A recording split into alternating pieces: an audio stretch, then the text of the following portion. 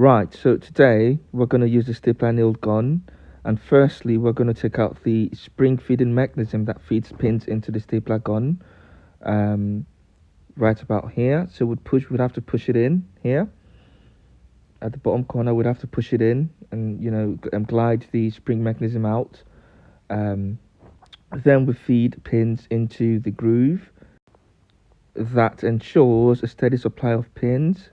So we run that through, and this is what I use, the Easyfix heavy duty staples.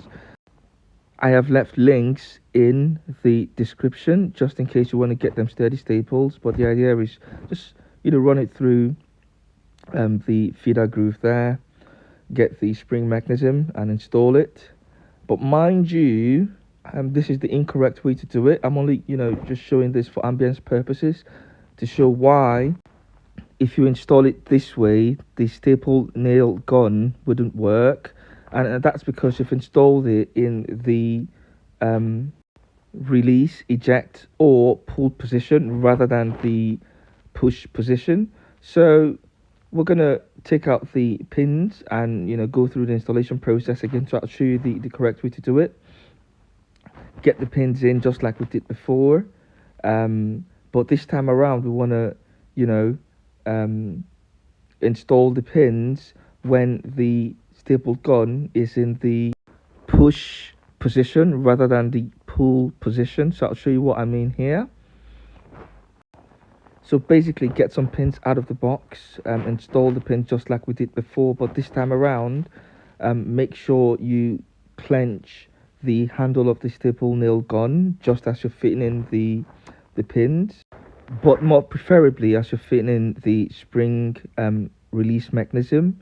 So here you can see that I haven't clenched the handle, but just as I proceed to install the spring pin mechanism, I'd clench the handle of the staple nail gun, and that would ensure that the pins are released more effectively. So I'd clench that and install the spring pin release mechanism, which is what I'm about to do here, and that would ensure that the staple nail gun works effectively.